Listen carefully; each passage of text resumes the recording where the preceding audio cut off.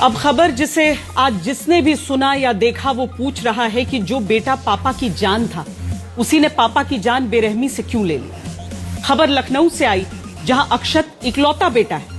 पिता की फार्मेसी से लेकर शराब तक की दुकानें हैं। शहर के बड़े प्रतिष्ठित स्कूल से पिता ने बेटे को पढ़ाया, लेकिन अपने ही पापा को बेटे ने गोली मार दी। शव को टुकड़ों टुकड़ों में काट दिया। कुछ हिस्सा एक नीले ड्रम में भरा, कुछ हिस्से पापा के शव के लेकर बेटा कार से दूर जाकर फेंक आया। एसिड तक लेकर आया ताकि टुकड़े जला सके शरीर को। उस पिता के शरीर के टुकड़े टुकड़े कर दिए जिस पिता ने बेटे को कलेजे का टुकड़ा माना था।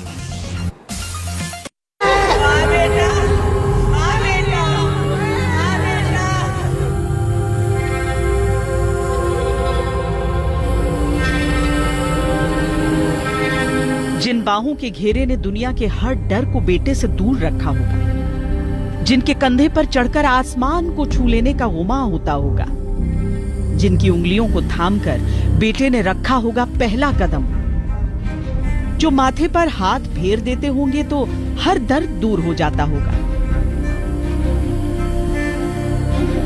पापा की वही बाहें, वही कंधा, वही हाथ, वही उंगलियां, पापा के वो पैर, कुछ इस ड्रम में, कुछ नदी की तलहटी में, आज रिश्तों के टुकड़ों की तरह बिखरे पड़े होंगे।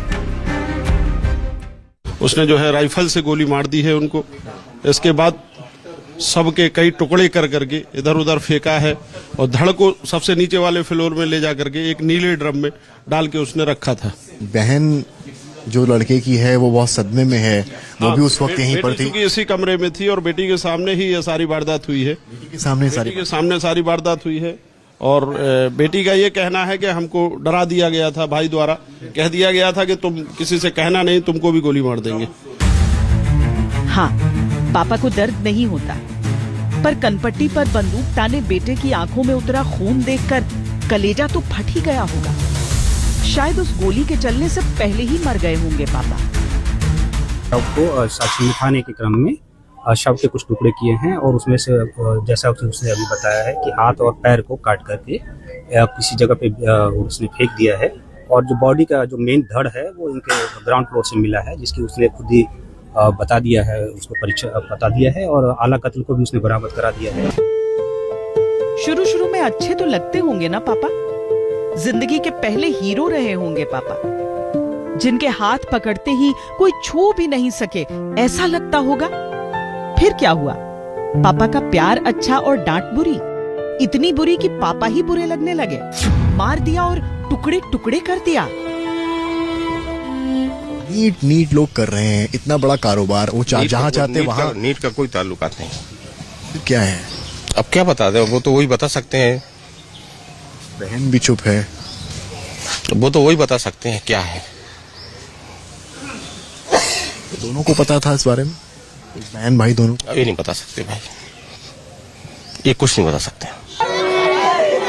हाँ, पापा झूठ नहीं पकड़ पाते होंगे, खामोशी के पीछे की चालाकी नहीं पकड़ पाते होंगे, आंखों की चोरी नहीं पकड़ पाते होंगे। हाँ, पापा खुद ही उन्हें मारकर उन्हें खोजने की एक्टिंग नहीं समझ पाते। बैट बॉल खेलते थे, यहीं बैठते थे। ये वाला पार्क अभी 22 तारीख की कहानी, यहीं बनियान पहन के बैठे थे। अपने पिताजी को ढूंढ रहे थे। हाँ, ढूंढ रहे थे। FIR खुद करने गए थे वो। मतलब मर्डर हुआ 21 को, 21 को खुद ढूंढ रहे थे, खुद FIR करने गए हैं। आप लोगों से क्या कह रहे थे? कह रहे कि हमारे पिताजी दिख नहीं रहे हैं। आंखों में आंसू थे या केवल आंख में आंसू कुछ भी नहीं थे। जब कनपट्टी पर बंदूक रखकर उनके इतने करीब से गोली चलाई तो पापा की आंखों में तो देखा ही होगा। जब आरी से पापा के हाथ पांव काटे होंगे तो 21 साल का वो रिश्ता भी टुकड़े टुकड़े काटा होगा। पापा ने कभी तो जिगर का टुकड़ा कहा होगा। उन्हीं के शरीर के टुकड़े करते वो बातें याद तो आई होंगी। एक एक दिन, एक एक पल का साथ क्या याद नहीं आया जब 3 दिन तक इस बात को छुपाया होगा। क्या कभी बुखार में माथे की पट्टी, चोट का मरहम याद आया जब पापा के शरीर को गलाने के लिए एसिड खरीद कर लाया होगा? पापा ने कभी तो लाड से अपनी गोदी में बेटे का सर रखा होगा। क्या याद नहीं आया जब पापा का कटा सर कार में रखकर घूमते फिरे, शायद याद आए होंगे पापा के साथ वो लॉन्ग ड्राइव, जब 21 किलोमीटर तक पापा के टुकड़े लिए गाड़ी चलाई होगी। सब कुछ दिया तो था पापा ने, शायद अपनी मेहनत का जिक्र करना भूल गए। हर जिद पूरी तो की होगी, बड़े स्कूल में पढ़ाया होगा। वो सब ही तो शांत हो जाया करता था पापा का, अभी भी हो जाता, और माफ कर देते पापा अगर वो टुकड़ों में ना होते।